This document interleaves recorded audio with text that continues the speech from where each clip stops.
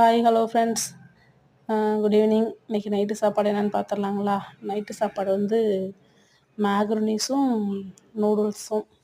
Already இதெல்லாம் செஞ்சது போக கொஞ்சம் கொஞ்சம் தான் இருந்தது. அதை வச்சு நைட்டு சாப்பாடு வந்து டக்குன்னு ரெடி பண்ணிக்கலான்னு ரெடி பண்ணியாச்சு.